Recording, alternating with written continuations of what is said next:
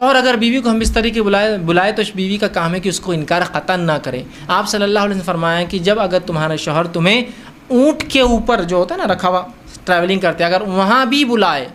ہم بستری کے لیے تو تم کو جانا پڑے گا. تو عورت انکار نہ کرے. اس لیے اگر انکار کریں گی تو اس کے نقصانات پھر بہت سارے ہو سکتے ہیں مرد کو, اور وہ پھر مختلف جگہوں پر آپ کو چھوڑ کر نکل سکتا ہے کہ بھائی اس بیوی سے تو میرا اطمینان نہیں ہو رہا.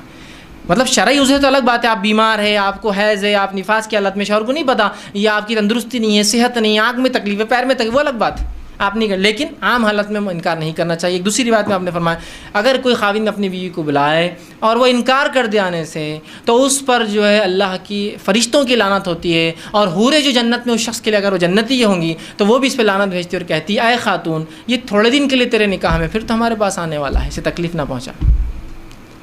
ٹھیک ہے, تو یہ بات بڑی اہم ہے کہ عورتیں خواہ چونکہ آج کل عورتیں ہوتی ہیں کہ نہیں بھائی میرا دل نہیں ہے, تو ایسا نہیں. اس لیے کہ نکاح کے ایک اہم مقاصد میں سے یہ کہ انسان اپنی تسکین وہ کرے, اور ہو سکتا ہے اس نے باہر کچھ دیکھ لیا ہو, اسے ضرورت ہو اور آپ سمجھ نہیں پا رہے ہو ضرورت کو, تو ضرور جو ہے عورت خواہ ہاں ریزن کوٹ کرے اور اس کے بعد رک جائے, یہ ایک الگ بات ہے, لیکن خواہ اس کو